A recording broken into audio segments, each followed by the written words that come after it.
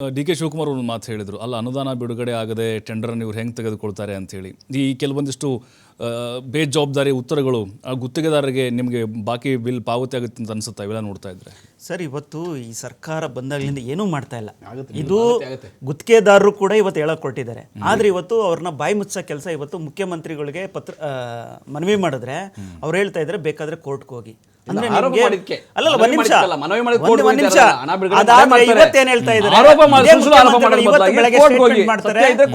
ಸಂಬಂಧಪಟ್ಟ ಸಚಿವರು ಮಾತಾಡ್ತಾರೆ ಅಂದ್ರೆ ಸಮಸ್ಯೆ ಬಂದಾಗ ಇವತ್ತು ಈ ರಾಜ್ಯದ ಒಬ್ಬ ಪ್ರಜೆಯಾಗಿ ಸಮಸ್ಯೆನ ಯಾರ ಹತ್ರ ಹೇಳ್ಬೇಕು? ಮುಖ್ಯಮಂತ್ರಿಗಳು ಹೇಳಿದ್ರೆ ನೀವು ಕೋರ್ಟ್ಗೆ ಹೋಗಿ ಅಂದ್ರೆ ಎಷ್ಟು ಸಮಂಜಸ ಉತ್ತರ ಕೊಡ್ತಾರೆ ಅಂದ್ರೆ ಉಡಾಫೆ ಉತ್ತರ ಕೊಡೋದ್ರಲ್ಲಿ ಇವತ್ತು ಇತ್ತೀಚಿನ ದಿನಗಳಲ್ಲಿ ಮುಖ್ಯಮಂತ್ರಿಗಳು ಏನೋ ಒಂದು ತಾತ್ಸಾರವನ್ನು ಹೇಳಿಕೆಗಳನ್ನ ಬಿಟ್ಬಿಡೋದು, ಅರ್ಧ ಬಿಟ್ಬಿಡೋದು.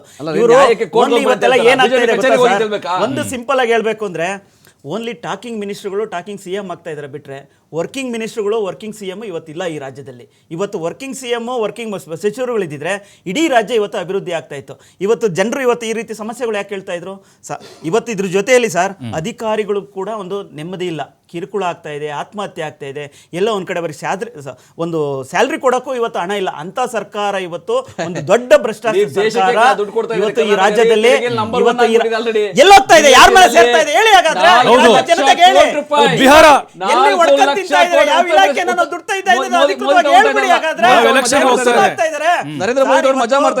ಎಲೆಕ್ಷನ್ ಇರೋದ್ರಿಂದಲೇ ಇವತ್ತು ಕರ್ನಾಟಕ ನಾವು ಬಂದಾಗ್ಲೇ ಹೇಳ್ತಾ ಇದ್ವಿ, ಇವತ್ತು ಕರ್ನಾಟಕವನ್ನ ಕಾಂಗ್ರೆಸ್ ಎಟಿಎಂ ಸರ್ಕಾರ ಮಾಡ್ಕೊಳ್ಳುತ್ತೆ ಅಂತ. ಇವತ್ತು ಎಟಿಎಂ ಸರ್ಕಾರ ಮಾಡೋದ್ರಿಂದ ತನ್ನ ಇರ್ತಕ್ಕಂಥ ಹಣವನ್ನೆಲ್ಲ ಯಾವುದೋ ಒಂದು ವಾಮ ಮಾರ್ಗದಲ್ಲಿ ಬಿಜೆಪಿಯ ರಾಜ್ಯಾಧ್ಯಕ್ಷನು ಎಲ್ಲ ಬಿಜೆಪಿಯ ಗುತ್ತಿಗೆದಾರರಿಗೂ ಹಣನೂ ಕೊಡ್ತಾ ಇಲ್ಲ, ಬಿಜೆಪಿಯ ರಾಜ್ಯಾಧ್ಯಕ್ಷ ಯಾವುದೇ ವಿರೋಧ ಪಕ್ಷದ ನಾಯಕ ಯಾವತ್ತಾದ್ರೂ ಇದ್ರ ಬಗ್ಗೆ ಉತ್ತರ ಕರ್ನಾಟಕದಲ್ಲಿ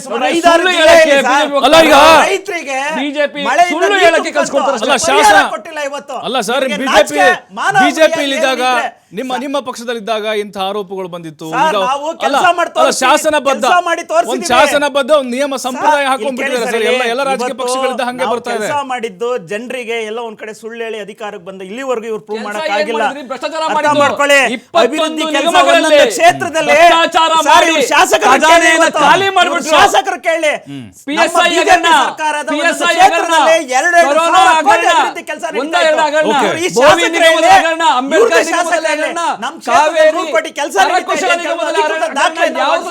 ಅನುದಾನ ಕೊಡ್ತಾ ಇಲ್ಲ, ಎಲ್ಲವನ್ನು ಸುಳ್ಳು ಹೇಳಿ ಅನುದಾನ ನಡೆಸ್ತಾ ಇರ್ತಕ್ಕಂಥದ್ದು. ಇವರ ಖಾಲಿ ಇವತ್ತು ಏನೋ ಖಜಾನೆ ಖಾಲಿಯಾಗಿ ಅಧಿಕಾರಿಗಳು ಸಂಬಳ ಕೊಡ್ತಾ ಇಲ್ಲ. ಎಲ್ಲ ಒಂದ್ ಕಡೆ ಅಧಿಕಾರಿಗಳು ಆತ್ಮಹತ್ಯೆ ಮಾಡ್ಕೊಂಡಿದ್ದಾರೆ. ಗ್ರಂಥಪಾಲಕರು ಕಲಬುರಗಿಯಲ್ಲಿ ಚಾಮರಾಜನಗರ ವಾಟರ್ ಮ್ಯಾನ್ ಸಂಬಳ ಕೊಟ್ಟಿಲ್ವಲ್ರಿ 20 ತಿಂಗಳಿಂದ. ಇಂತ ಸರ್ಕಾರ 36 ಸೀಟ್ ಕೊಟ್ಟು ಇವತ್ತು ಜನರು ಇವತ್ತು ಎಲ್ಲ ಒಂದ್ ಕಡೆ ಯಾಕಪ್ಪ ಈ ಸರ್ಕಾರ ರೀತಿ ಆಗಿರ್ತಕ್ಕಂಥ ನಾವು ಬಿಂಬಿಸಿರ್ತಕ್ಕಂಥ ರಿಯಾಲಿಟಿ ಸರ್ ಉದಾಹರಣೆಗಳು ನಾವು ಕೊಟ್ಟೆ. ಈಗ ದೇಶಕ್ಕೆ ಅನ್ನ ಕೊಡ್ತಾ ಇಲ್ಲ ಲೈಬ್ರರಿಯನ್ನು ಕಲ್ಯಾಣ ಕರ್ನಾಟಕ ಭಾಗದಲ್ಲಿ ಹಂಗೆ ಸರ್, ಅದಕ್ಕೆ ಮುಂಚೆನೆ ಜಿಲ್ಲೆಗಳು ನೀರಿಂದ ಮುಳುಗ್ಬಿಡುತ್ತೆ ಸರ್. ಯಾರಿಗೆ ಯಾರು ಶಾಸಕರು ಆಚೆ ಬಂದಿರೋ ಮಳೆ ಬಂದಾಗ ಬಿಜೆಪಿ ಶಾಸಕರು ಮಳೆ ಮುಳುಗಿದೆ ಅಂತಲ್ಲ, ಯಾರು ಸಂಸದರು, ಯಾರು ಶಾಸಕರು, ಯಾರು ಕೇಂದ್ರ ಸಚಿವರು, ಯಾರು ಈಚೆ ಬಂದವರ ಇಲ್ಲ. ನಮ್ಮ ಶಾಸಕರುಗಳು, ನಮ್ಮ ಮಂತ್ರಿಗಳು, ಮುಖ್ಯಮಂತ್ರಿಗಳು ಖುದ್ದಾಗಿ ಹೋಗಿ 2,000 ಕೋಟಿ ರೂಪಾಯಿ ಮಾಡಿದ್ದಾರೆ. ಬಿಜೆಪಿ ಗೊತ್ತಾ ಹೋಗ್లేదు 2,000 ಕೋಟಿ ರೂಪಾಯಿ ಗೊತ್ತಾ ಬಿಜೆಪಿ ಶಾಸಕರು ಮನೆ ಸೇರ್ಕೊಂಡಿದ್ದಾರೆ.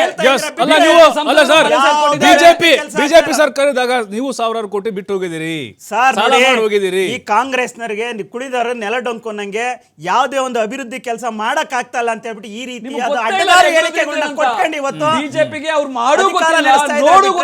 ನೀವೇ ಹೇಳಿ ಸರ್, ನಾನು ನಿಮಗೆ ಪ್ರಶ್ನೆ ಕೇಳ್ತೀನಿ. ನಿಮ್ ಈ ರಾಜ್ಯದಲ್ಲಿ ಈ ಸರ್ಕಾರ 2 ವರ್ಷದಿಂದ ಎಷ್ಟೆಷ್ಟು ಅಭಿವೃದ್ಧಿ ಕಾರ್ಯಗಳು ನಿಮಗೆ ಕಣ್ಣಿಗೆ ಕಾಣಿಸ್ತಾ ಇದಾವೆ? ಒಂದ್ 4-5 ಎಕ್ಸಾಂಪಲ್ ಹೇಳಿ ಸರ್. ಯಾವ್ದು ಒಂದು ಉದಾಹರಣೆ?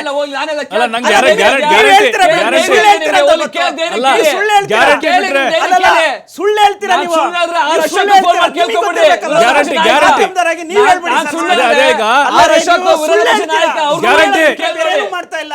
BJP ಸುಳ್ಳು ಹೇಳ್ತಾರೆ, ಜನಕ್ಕೆ ಯಾಮಾರಿಸ್ತಾ ಇದ್ದೀರಾ.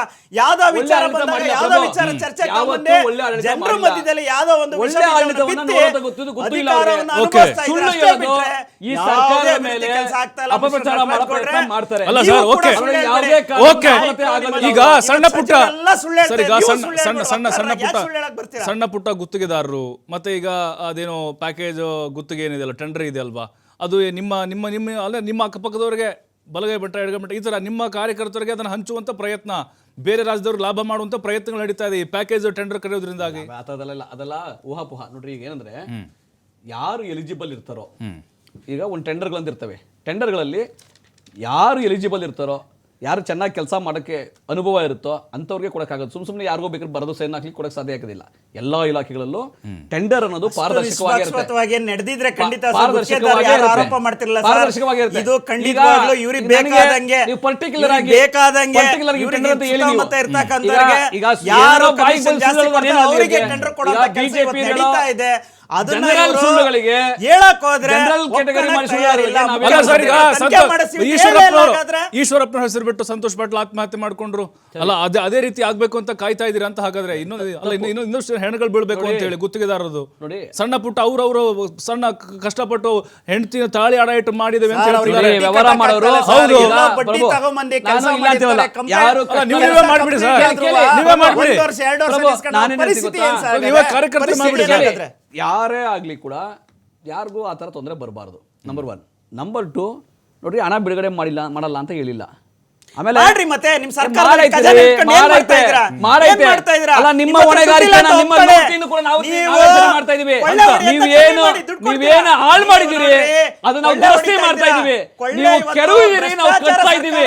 ಈ ರಾಜ್ಯದ ಆರ್ಥಿಕ ವ್ಯವಸ್ಥೆಯನ್ನ ಹಾಳು ಮಾಡಕ್ಕೆ ಬಿಜೆಪಿಗರು ನಾವು ಕಟ್ತಾ ಇದೀವಿ, ಮತ್ತೆ ಮರು ನಿರ್ಮಾಣ ಮಾಡ್ತಾ ಇದೀವಿ. ಅದೇ ಗುತ್ತಿಗೆದಾರರಿಗೆ 80,000 ಕೋಟಿ ರೂಪಾಯಿ ಬಾಕಿ ಬಿಟ್ಟಿದ್ರು.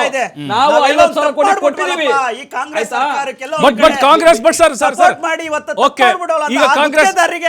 ಈಗ ಗುತ್ತಿಗೆದಾರ ಸಂಘದ ಅಧ್ಯಕ್ಷರು ಹೇಳಿದ್ದಾರೆ, ಇನ್ನೊಂದು ತಿಂಗಳಲ್ಲಿ ನಾವು ಬಾಂಬ್ ಹಾಕ್ತೀವಿ ನೀವು ಕೊಡದೇ ಇದ್ರೆ. ಆ ಭಯ ಶುರುವಾಗಿದೆ ಈಗ. ಯಾರ್ಯಾರ ಕಮಿಷನ್ ಏನೇನು ಆಡಿಯೋ ವಿಡಿಯೋ ಪ್ಲೇ ಆಗುತ್ತೆ ಅಂತ ಹೇಳಿ. ಒಂದು ಮಾತು ಹೇಳ್ಬೋದು, ಗುತ್ತಿಗೆದಾರ ಸಂಘದ ಅಧ್ಯಕ್ಷರಿಗೆ ನೀವು ಗೋವಿಂದರಾಜ್ ಸೇರಿ ಒಂದು ಅಭಯ ಕೊಡೋಣ. ತಿಂಗಳು ಯಾಕೆ ಕಾಯ್ತೀರಾ? ಇವತ್ತೇ ಬಿಡುಗಡೆ ಮಾಡಿ. ನಾವು ನಿಮ್ಮ ಪರ ನಿಂತಿರ್ತೀವಿ. ನೋಡಿ, ಭ್ರಷ್ಟಾಚಾರ ಯಾವುದೇ ಮಂತ್ರಿ MLA ನೀವೇನೋ ಆರೋಪ ಮಾಡೋದಾದ್ರೆ ಅಥವಾ ಯಾವುದೇ ಅಧಿಕಾರಿ ಮೇಲೆ ಆರೋಪ ಮಾಡೋದಾದ್ರೆ ಸಾಕ್ಷ್ಯ ಕೊಟ್ಬಿಟ್ಟು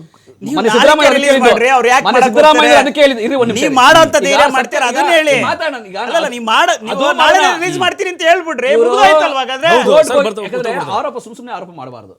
ನಿಮಗೆ ಹಣ ಬಿಡುಗಡೆ ಮಾಡಿಲ್ಲ ಅಂತ ಸುಳ್ಳು ಹೇಳಬಾರ್ದು. ಹಣ ಬಿಡುಗಡೆ ಆಗಿದೆ, ಇನ್ನೂ ಬಿಡುಗಡೆ ಆಗಬೇಕಾಗಿದೆ, ಸರಿ, ಹಣ ಬಿಡುಗಡೆನೇ ಆಗಿಲ್ಲ ಅಂತ ಸುಳ್ಳು ಹೇಳಬಾರ್ದು.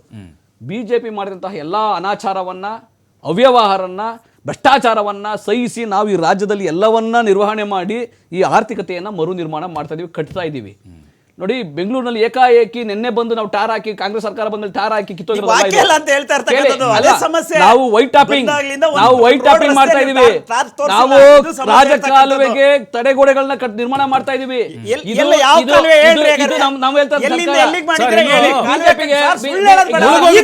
ಬೆಂಗಳೂರು ಮುಳುಗ್ ಹೋಗುತ್ತೆ ಸರ್, ಈಗ ಮಳೆ ಬಂದ್ರೆ ರಾಜಕಾಲುವೆದಿಂದ ಆಗಿಲ್ಲ ಅದು.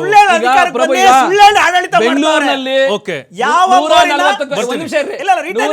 140 ಹೆಚ್ಚು ಜಾಗದಲ್ಲಿ ಮಳೆ ನೀರು ನಿಲ್ತಾ ಇತ್ತು. ಯಾವ ಮೋರಿನ ಗೋಲ್ ಮಾಡಿದ್ದೀರಾ ಅಂತ ಕೊಡಿ, ಉತ್ತರ ಕೊಡಿ. ಎಲ್ಲಿಂದ ಎಲ್ಲಿ ಕಟ್ಟಿದೀವಿ, ಎಷ್ಟು ಕೋಟಿ ಖರ್ಚು ಮಾಡಿದೀವಿ ನೋಡಿ. ಯಾವತ್ತಾದ್ರೂ ನೀವು ಕೆಲಸ ಮಾಡಿದ್ರೆ ಮಾದೇವಪುರಕ್ಕೆ ಬಂದ್ಬಿಡಿ, ನೀವು ಸರ್ಜಾಪುರಕ್ಕೆ ಬಂದ್ಬಿಡಿ, ಅಷ್ಟೇ ಗೊತ್ತಾಗ್ಬಿಡುತ್ತೆ. ಅಲ್ಲ, ಮಾದೇವಪುರ ಸರ್ಜಾಪುರಕ್ಕೆ ಬಂದ್ಬಿಡಿ, ಎಲ್ಲ ಗೊತ್ತಾಗತ್ತಲ್ಲ ಹಣೆ ಬರ ಏನೇನ್ ಆಗ್ತಾ ಇದೆ ಅಂತ. ಇಲ್ಲ ಅಂತ ಹೇಳ್ತಿಲ್ಲ ಪ್ರಭು. ಈಗ ಬೆಂಗಳೂರು 800 ಸ್ಕ್ವೇರ್ ಕಿಲೋಮೀಟರ್ ಆಗಿರೋ ಬೆಂಗಳೂರು ಇದು.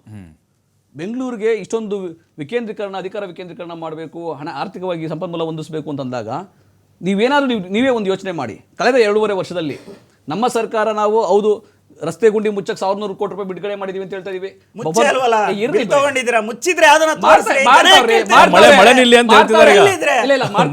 ಮಾಡ್ತಾ ಇದ್ದಾರೆ. ಎಲ್ಲ ಅಧಿಕಾರಿಗಳಿಗೆ ನವೆಂಬರ್ವರೆಗೂ ಡೆಡ್ಲೈನ್ ಕೊಟ್ಟಿದ್ದಾರೆ. BJP ಏನಾದ್ರು ಕೇಂದ್ರ ಸರ್ಕಾರದಿಂದಾಗಲಿ ರಾಜ್ಯಕ್ಕೆ ಅಥವಾ ಬೆಂಗಳೂರಿಗೆ ವಿಶೇಷವಾಗಿ ಯಾವ್ದಾದ್ರು ಒಂದು ಯೋಜನೆಗೆ ₹1 ಬಿಡುಗಾಸ್ ತಂದ್ಬಿಟ್ಟಿದೀವಿ ಅಂತ ಹೇಳ್ಬಿಡ್ಲಿ, ಅವರು ಕೊಟ್ಟಿದೀವಿ ಅಂತ ಹೇಳ್ಬಿಡ್ಲಿ. ಡಬಲ್ ಇಂಜಿನ್ ಸರ್ಕಾರ ಇದ್ದಾಗಲೂ ಅದೇ ಅನ್ಯಾಯ ತಿನ್ನೋದ್ ಕಮ್ಮಿ ರಾಜ್ಯಕ್ಕೆ. ಮಾಡಿ ನೀವು. ಇವತ್ತು ಕೂಡ ಅದೇ ಅನ್ಯಾಯ. ಅದೇ ದುಡ್ಡು ಸಾಕು. ಈಗ ತಿನ್ನೋದ್ನ ಭ್ರಷ್ಟಾಚಾರ ಮಾಡೋದನ್ನ ಕಮ್ಮಿ ಮಾಡಿ ಈಗ. ಅಲ್ಲ, ನಟರಾಜ್ ಕೇಂದ್ರ ಗೌಡ್ರೆ, ಸರ್ಕಾರ ಇರೋದು ಬರೀ ನಿಮ್ಮ- ಲೂಟಿ ಹೊಡೆಯಕ್ಕಷ್ಟೇ, ನಮ್ಮ ನಿಮ್ಮ ತೆರಿಗೆಯನ್ನ ಲೂಟಿ ಮಾಡ್ಕೊಂಡು ಹೋಗೋಕೆ, ವಹಿಸ್ಕೊಂಡಿರ್ತಕ್ಕಂಥ ನಮ್ಮನ್ನ ಹಿಂಡಲಿಕ್ಕೆ ಸಚಿವರುಗಳನ್ನ ನೀವು ಅನ್ಕೊಂಡಿದ್ದೀರಾ? ಭ್ರಷ್ಟಾಚಾರ ಬರೀ ಮಾಡೋದ್ ಕಮ್ಮಿ ರಾಜ್ಯದಲ್ಲಿ ಜನ ಮಾಡ್ಬಿಟ್ರೆ ದುಡಿದು ದುಡಿದು ಖಂಡಿತವಾಗ್ಲೂ ಬೆಂಗಳೂರು ಅಭಿವೃದ್ಧಿ ಮಾಡೋದು ಉತ್ತರ ದೊಡ್ಡ ಪ್ರದೇಶವನ್ನ ಕೆಲಸ ಅಲ್ಲ. ಬಿಹಾರವನ್ನ ನಿಮ್ಗೆ ಸಾಕ್ತಾ ಇದ್ದಾರೆ ಇವತ್ತು. ಕೇಳಿ, ಒಂದು ಬದ್ಧತೆ ಕೇಂದ್ರ ಇಲ್ಲ ನಿಮ್ಗೆ ಸರ್ಕಾರ ಮಾಡೋದಕ್ಕೆ. ಈಗ ಬಿಹಾರವನ್ನ ಅಲ್ಲ ಲೂಟಿ ಸರ್, ಮಾಡ್ಕೊಂಡು ಹೋಗಿ ಅಲ್ಲ, ಓಕೆ. ಗುಜರಾತಿ ಉದ್ದಿಮೆದಾರರಿಗೆ ಜೀತ ಮಾಡ್ತಾ ಇದೆ ಕೇಂದ್ರ ಸರ್ಕಾರ. ಸರ್, ಓಕೆ, ನಮ್ಮನ್ನ ನೀವು- ನಾವು ತೊಡಗು ಅರೆ, ಹಾಕ್ಕೊಳ್ತಾ ಇದ್ದೀವಿ. ಓಕೆ. ಎಲ್ಲಿಗೆ ಮಾಡ್ತಾ ಅಲ್ಲ ಇದ್ದೀರಾ? ಸರ್, ಎಲ್ಲಿ? ಈಗ ನೀವು ಇಡೀ ರಾಜ್ಯದಲ್ಲಿ ಎಲ್ಲಿ? ಅಲ್ಲ, ಒಂದು ಕೇಂದ್ರ ಸರ್, ಗ್ಯಾರಂಟಿ ಯೋಜನೆ ಕೊಟ್ಟಿದ್ದೀವಿ. ಓಕೆ. ನಾವು ಹೇಳ್ಕೊಳಕ್ಕೆ ಗ್ಯಾರಂಟಿ ಯೋಜನೆ ಕೊಟ್ಟಿದ್ದೀವಿ. ಇವ್ರು ಅದು ಇಲ್ವಲ್ರಿ, ನೀವು ಇರೋದು ಬರೀ ಭ್ರಷ್ಟಾಚಾರ ಅಷ್ಟೇ ಮಾಡಿದ್ರಿ ನೀವು. ನೋಡ್ರಿ, ನಾವು ಅದು ಗ್ಯಾರಂಟಿ ಗ್ಯಾರಂಟಿ ಯೋಜನೆ ಕೊಟ್ಟು ಕೇಳಿ, ಭಾಗ್ಯಲಕ್ಷ್ಮಿ ಪ್ರತಿಯೊಬ್ಬ ಅಂತ ಹೇಳ್ಬಿಟ್ಟು ಕನ್ನಡಿಗರ ಯಡಿಯೂರಪ್ಪ ತಲಾ ಮುಖ್ಯಮಂತ್ರಿ ಆದಾಯವನ್ನ 2 ಲಕ್ಷ ದಾಟಿದೆ. ಇದರಲ್ಲಿ ಹೌದು. ಇಡೀ ದೇಶದಲ್ಲಿ ನಂಬರ್ 1 ಇದೆ ತಲಾ ಆದಾಯದಲ್ಲಿ. ಬರ್ತೀನಿ ಸರ್, ಬರ್ತೀನಿ ಸರ್. ತಲಾ ಆದಾಯದಲ್ಲಿ ಇಡೀ ದೇಶದಲ್ಲಿ ನಂಬರ್ 1 ಇದೆ ಕರ್ನಾಟಕ. ಹೌದು, ಒಪ್ಕೊತೀನಿ ಅದು ಈ ಸರ್. ಕಾಂಗ್ರೆಸ್ನ ಕೊಡುಗೆ ಅದು. ಖಂಡಿತ ಅದು ಒಪ್ಕೊಳ್ಳುವಂತ ಮಾತು.